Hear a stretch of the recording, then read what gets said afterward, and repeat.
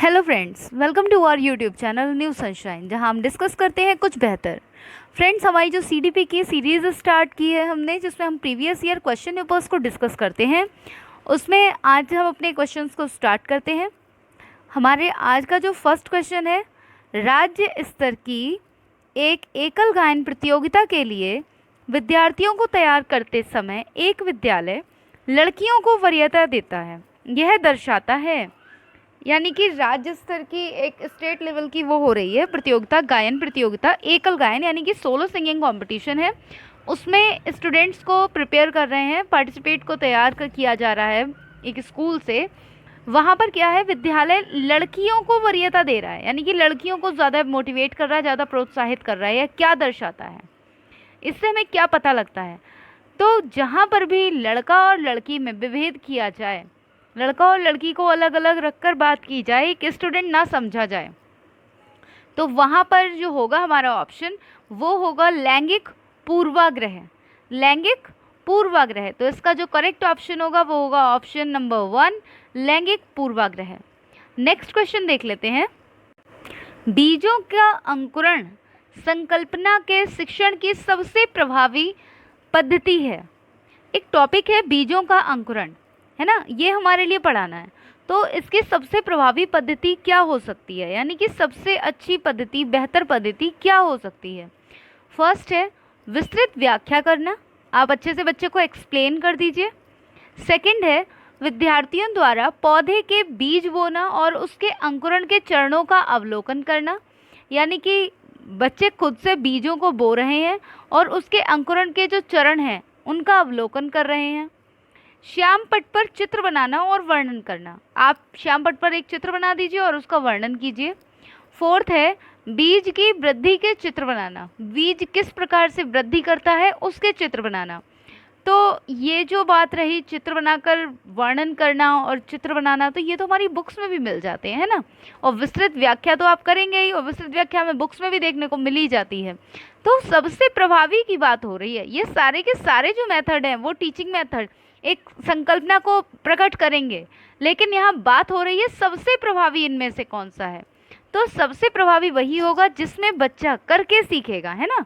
तो विद्यार्थियों द्वारा पौधे के बीज बोना और उसके अंकुरण के जो चरण हैं उनका अवलोकन जब बच्चा करेगा तो वही उसके लिए सबसे अधिक प्रभावी होगा। तो इसलिए इसका जो करेक्ट ऑप्शन होगा वो होगा ऑप्शन नंबर 2, ऑप्शन नंबर 2।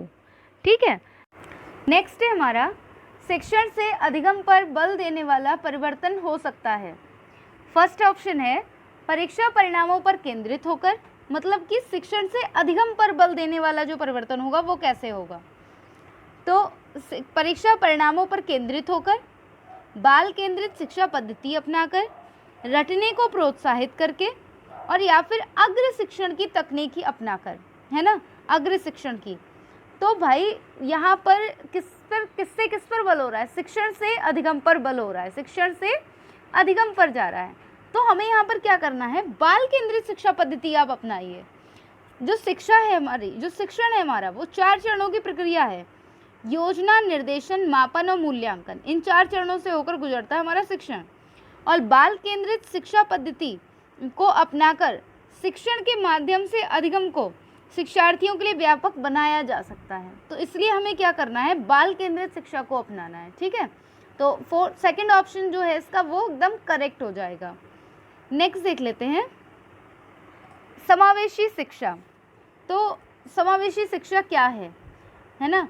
तो हाशिए पर स्थित वर्गों से शिक्षकों को सम्मिलित करने से संबंधित है, कक्षा में विविधता का उत्सव मनाती है, दाखिले संबंधी कठोर प्रक्रियाओं को बढ़ावा देती है, तथ्यों की शिक्षा यानी मतारोपण से संबंधित है। यहाँ पर ऑप्शंस को समझना बहुत ज़रूरी है। हाशिए पर स्थित वर्ग, इनका अर्थ ये है कि जो हाशिए पर स्थित, जैसे कि जो मानसिक उत्पीड़न वाले होते हैं, सॉरी मानसिक उत्पीड़न नहीं बोलेंगे इसको, जो थोड़े से मेंटली रिटार्डेड बच्चे होते हैं ना, और जो अपराधी बालक होते हैं, डेलिक्वेंट्स, तो ये सारे के सारे हाशिए पर स्थित वर्ग होते हैं। तो इन सब वर्गों से स्थित शिक्षकों को सम्मिलित करने से संबंधित, तो इसका तो कोई मतलब ही नहीं बनता। कक्षा में विविधता का उत्सव मनाती है, ये करेक्ट है। क्यों? क्योंकि कक्षा में विविधता यानी कि समावेशी शिक्षा कहती है कि सभी को मिलजुल कर पढ़ाना है, एक साथ पढ़ाना है सबको, है ना। तो ये हमारा करेक्ट हो जाएगा। तो दाखिले संबंधी कठोर प्रक्रियाओं पर बढ़ावा, यानी कि दाखिले में आप बहुत बड़ी बड़ी बातें कर लीजिए, उसमें कठोर प्रक्रियाएं बना दीजिए, उससे संबंधित है, ये भी गलत है। तथ्यों की शिक्षा, यानी कि जो एजुकेशन है उसमें आप क्या दे रहे हैं, लॉजिक दे रहे हैं, तथ्य दे रहे हैं, उस पर आधारित आपकी शिक्षा से संबंधित है, तो ये भी रॉन्ग हो गया। जो करेक्ट ऑप्शन है वो है कक्षा में विविधता का उत्सव मनाती है। और जो हमारा फर्स्ट ऑप्शन था, शायद मैं इसमें कुछ गलत बोल गई, लेकिन मैं आपको समझा नहीं पा रही थी कि क्या मतलब शब्द को यूज़ किया जाए, हाशिए पर स्थित वर्ग। तो अगर आपने पढ़ा हुआ है तो हाशिए पर स्थित वर्ग आप समझ गए होंगे कि जो बहुत ही ज़्यादा माइनॉरिटी में आते हैं, उनकी बात यहाँ पर हो रही है, ठीक है। तो इसको इस तरह से लेंगे। नेक्स्ट हमारा क्वेश्चन देख लेते हैं। निम्नलिखित में से कौन सा वस्तुनिष्ठ प्रश्न है। अब जब तक यही नहीं पता है कि वस्तुनिष्ठ क्या है, इसका आंसर नहीं निकल सकता। वस्तुनिष्ठ प्रश्न मतलब जो हमारे ऑब्जेक्टिव क्वेश्चंस होते हैं, ठीक है, जो भी हमारे ऑब्जेक्टिव क्वेश्चंस होते हैं उनकी बात हो रही है यहाँ पर। तो निबंधात्मक यानी कि जो निबंध की तरह जो लॉन्ग आंसर लिखे जाते हैं। लघु उत्तरात्मक यानी कि जो शॉर्ट आंसर्स होते हैं। मुक्त उत्तर वाला प्रश्न यानी कि मुक्त उत्तर की आप बस लिखते जाओ, इसे आप लॉन्ग में ही समझ सकते हैं। या फिर सत्य सत्य, सत्य असत्य हमारा जो है वो वस्तुनिष्ठ में आएगा।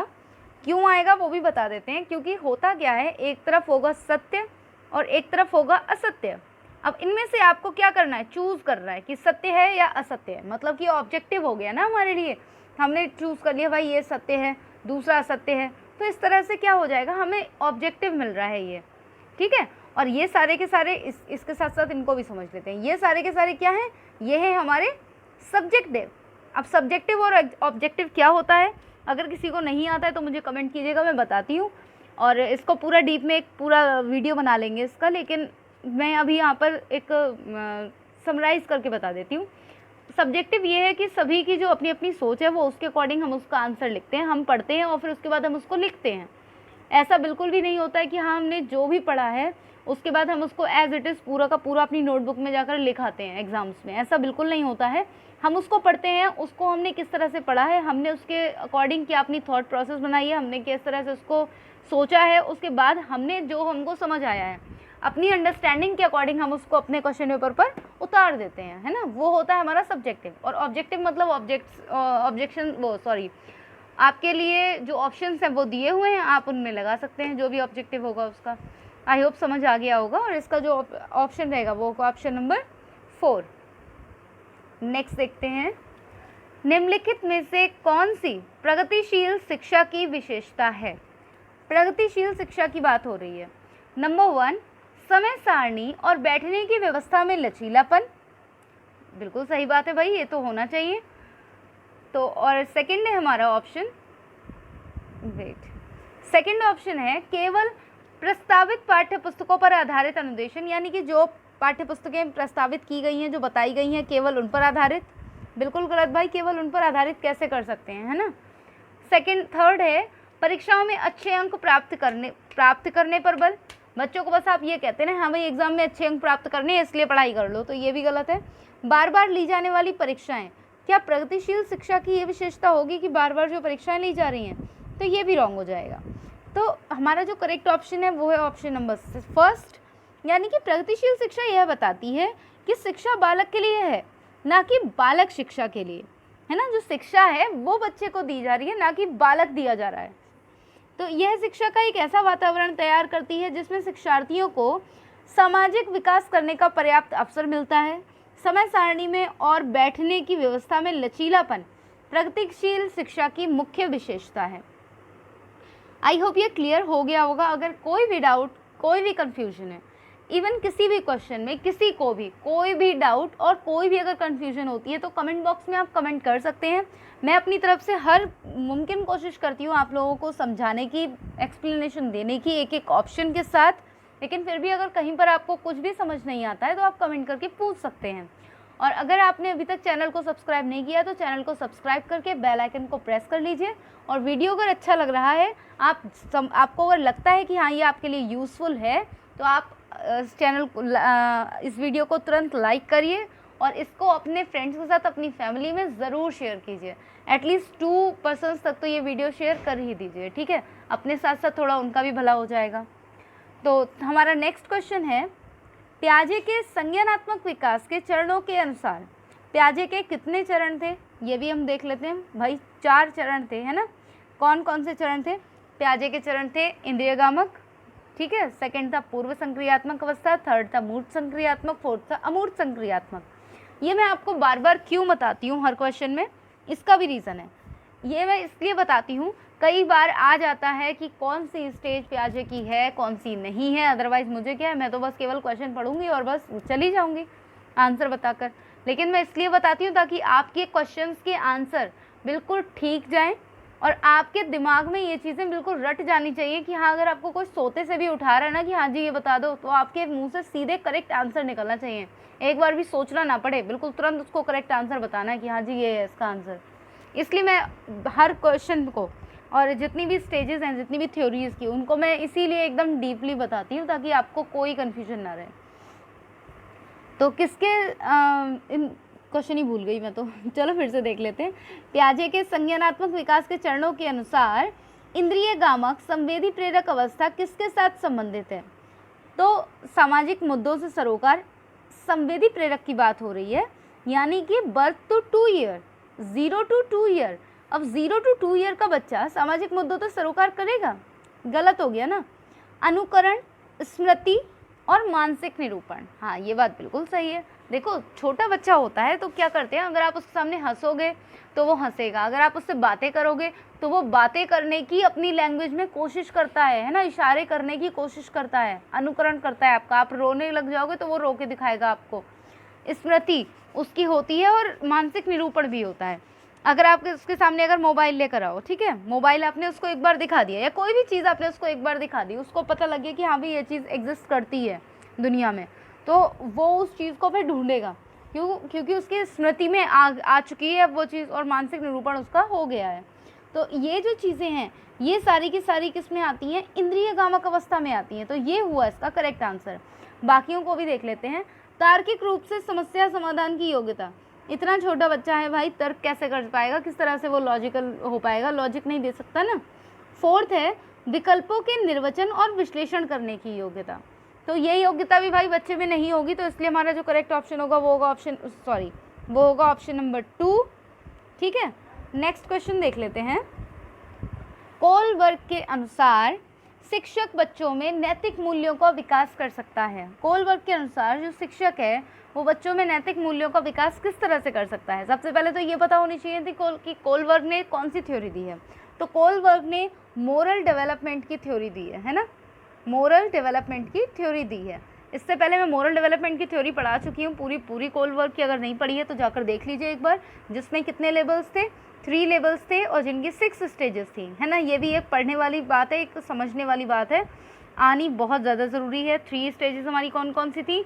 पूर्व संक्रियात्मक बोल रही हूँ, पूर्व परंपरागत और परंपरागत और उत्तर परंपरागत। तो ये थी हमारी स्टेजेस। जो इसका जो फर्स्ट ऑप्शन है वो है कैसे व्यवहार किया जाना चाहिए, इस पर कठोर निर्देश देकर सिखा सकते हैं बच्चों को। ये गलत हो गया। आप नैतिक मूल्य सिखा रहे हैं तो आप कठोर निर्देश देंगे, ये नहीं कर सकते ना। सेकंड है धार्मिक शिक्षा को महत्व देकर। तो भाई नैतिक विकास की जो हमारी थ्योरी है, तो धार्मिक शिक्षा से इसका कोई संबंध नहीं है। व्यवहार के स्पष्ट नियम बनाकर, ये भी रॉन्ग हो गया। नैतिक मुद्दों पर आधारित जो चर्चाएं हैं उनमें शामिल कीजिए आप बच्चों को। इससे क्या होगा, बच्चे के अपने अंदर के जो व्यूज़ हैं वो निकल कर आएंगे बच्चे, और आपने जो किया है या दूसरे ने जो किया है, जिस बारे में चर्चा हो रही है उसमें कौन गलत था कौन सही था और उसमें किसको क्या करना चाहिए था, ये सभी के सभी उस बच्चे के दिमाग में जाके बातें बैठती हैं। तो इसलिए जो मुद्दों पर जो चर्चा हो रही है उसमें उन्हें शामिल करना चाहिए। तो फोर्थ ऑप्शन इसका बिल्कुल करेक्ट हो जाएगा। नेक्स्ट देख लेते हैं हमारा क्वेश्चन। छोटे शिक्षार्थियों को कक्ष में समवयस्कों के साथ अंतःक्रिया करने के लिए प्रोत्साहित करना चाहिए, जिससे मतलब कि जो छोटे शिक्षार्थी हैं उनको कक्ष में समवयस्कों के साथ अंतःक्रिया करने के लिए प्रोत्साहित करना चाहिए। क्यों करना चाहिए, है ना, ये बात है। जिससे क्या होगा, जिससे फर्स्ट हमारा जो ऑप्शन है, शिक्षक कक्षा कक्ष को बेहतर तरीके से नियंत्रित कर सके। केवल इसलिए कि छोटे शिक्षार्थियों को अगर समवयस्कों के साथ भेजेंगे तो अच्छे से नियंत्रित कर सकेगा, बिल्कुल गलत। वे एक दूसरे के प्रश्नों के उत्तर सीख सकें, नहीं, ऐसा भी नहीं है। पाठ्यक्रम को बहुत जल्दी पूरा किया जा सके, जल्दी कुछ नहीं है पाठ्यक्रम को पूरा कराने की, उस बच्चे को समझ में आना चाहिए। वे पढ़ने के दौरान सामाजिक कौशल सीख सकें, ये बिल्कुल सही बात है कि सामाजिक कौशल सीख सकें, इसलिए बच्चों को क्या करना है, छोटे शिक्षार्थियों को कक्षा कक्ष में समवयस्कों के साथ अंतःक्रिया करने के लिए प्रोत्साहित करना चाहिए। छोटे छोटे शिक्षार्थियों को कक्षा कक्ष में समवयस्कों के साथ अंतःक्रिया करवाने से होता क्या है, उनका सामाजिक विकास होता है, क्योंकि बड़े शिक्षार्थी छोटे शिक्षार्थियों के प्रति और छोटे शिक्षार्थी बड़े शिक्षार्थियों के प्रति उनके कुछ दृष्टिकोण ना केवल उनके अनुभवों में बल्कि उनके जो सामाजिक कौशल हैं उनमें भी परिवर्तन होने लगते हैं। तो बच्चा जब देखता है तो सीखता है, तो इसलिए हमें ये ऑप्शन को ट्राई करना चाहिए और ऑप्शन नंबर इसमें हमारा 4th करेक्ट हो जाएगा। नेक्स्ट देख लेते हैं। जब एक निरयोग्य बच्चा पहली बार विद्यालय आता है तो शिक्षक को क्या करना चाहिए? पहली बार कोई बच्चा विद्यालय आ रहा है तो क्या करना चाहिए? प्रवेश परीक्षा लेनी चाहिए। भाई निरयोग्य बच्चा है, प्रवेश परीक्षा का तो प्रश्न ही नहीं उठता। सेकंड है, बच्चे की निरयोग्यता के अनुसार उसे विशेष विद्यालय में भेजने का प्रस्ताव देना चाहिए। ये आपका बिल्कुल सही बात है कि पहली बार अगर विद्यालय आ रहा है तो आप क्या करेंगी कि बच्चे को निरयोग्यता जो भी उसकी निरयोग्यता है उसके अकॉर्डिंग उसे विशेष विद्यालय भेजने का प्रस्ताव दे सकती हैं। जिस तरह से अगर बच्चा मतलब मूक बधिर है तो उसे मूक बधिर का जो विद्यालय होगा उसमें कह सकते हैं, है ना। बच्चे को अगर सुनाई कम देता है ना, तो उसे उस तरह के विद्यालयों में भेज सकते हैं। समझ रहे हैं ना निरयोग्यता का मतलब। नेक्स्ट है हमारा 3rd, उसे अन्य विद्यार्थियों से अलग रखना चाहिए। अलग तो बिल्कुल नहीं रखेंगे, अन्यथा उसमें जो है हीन भावना आ जाएगी। 4th है, सहकारी योजना विकास के लिए बच्चे के माता पिता के साथ चर्चा करनी चाहिए। ये भी रॉन्ग हो गया, तो हमारा जो करेक्ट ऑप्शन होगा वो होगा ऑप्शन नंबर 2nd। ये हमारा आज का लास्ट क्वेश्चन और इसी के साथ हम अपनी जो क्लास है उसको फिनिश करेंगे, लेकिन इसका लास्ट क्वेश्चन हम अभी देखते हैं। प्रायः शिक्षार्थियों की त्रुटियों किस ओर संकेत करती हैं उनकी त्रुटियां? ये क्वेश्चन जो है कई बार आया हुआ है और इससे पहले भी हम एक वीडियो में कर चुके हैं इसी तरह का एक क्वेश्चन। तो प्रायः जो शिक्षार्थियों की त्रुटियां होती हैं वो किस ओर संकेत करती हैं? फर्स्ट ऑप्शन है शिक्षार्थियों के सामाजिक आर्थिक स्तर पर। भाई बच्चा त्रुटि कर रहा है, इसे सामाजिक आर्थिक स्तर का क्या लेना देना। वे कैसे सीखते हैं, ये बहुत सही बात है कि भाई वे कैसे सीखते हैं हम ये पता लगा सकते हैं, लेकिन यहाँ पर ये देखना है ये किस ओर संकेत कर रही हैं, है ना। तो ये अभी यहाँ पर नहीं लगाएंगे। यांत्रिक अभ्यास की आवश्यकता, बिल्कुल सही बात है, अभी इसको समझाते हैं। ये इसका करेक्ट ऑप्शन है। सीखने की अनुपस्थिति, मतलब बच्चा अगर त्रुटियां कर रहा है तो इसका मतलब ये है कि उसमें सीखने की अनुपस्थिति है, तो ये भी रॉन्ग हो गया। अच्छा, यांत्रिक अभ्यास की आवश्यकता ये करेक्ट क्यों है ये देख लेते हैं। क्योंकि एक बात बताइए, अगर आपको एक सम है और अगर वो आपको नहीं आ रहा है तो क्या करते हैं आप उस काम को बार बार करेंगे अगर, तो क्या होगा, आप वो चीज़ करना सीख जाएंगे। तो यांत्रिक अभ्यास की आवश्यकता है, ठीक है। अगर त्रुटियां अगर हो रही हैं तो यांत्रिक अभ्यास की आवश्यकता है। अगर ध्यान हो, हम लोग छोटे थे और अगर कोई चीज़ गलत हो जाती थी तो हमको क्या बोला जाता था कि इसका इमला लिखो बैठकर, इसको बार बार करो, इस क्वेश्चन को 5 बार करो। तो इससे क्या होता था, हमारी गलती होती थी हम उसको पकड़ पाते थे कि हाँ हमारी कहाँ पर गलती हो रही है, ठीक है। तो यांत्रिक अभ्यास की आवश्यकता होती है जब त्रुटियां करता है बच्चा तब। तो फ्रेंड्स, हम अपना आज का सेशन यहीं तक रखते हैं और आई होप आपको समझ में आया होगा। और अगर पसंद आई ये वीडियो तो वीडियो को लाइक एंड शेयर ज़रूर कीजिए। चैनल पर अगर नए हैं तो चैनल को सब्सक्राइब करके बेल आइकन को प्रेस कर दीजिए ताकि आने वाली वीडियो की नोटिफिकेशन आपको ईजिली मिल सके। और ये फ्री ऑफ कॉस्ट है, यू ऑल नो, सबको ही पता है भाई कि फ्री ऑफ कॉस्ट है। तो इतना करने में क्या जाता है, एक लाइक कर दीजिए और वीडियो को शेयर करके सब्सक्राइब कर लीजिए चैनल को, ठीक है। हम अपनी इस वीडियो को यहीं पर फिनिश करते हैं। Thank you for watching my video.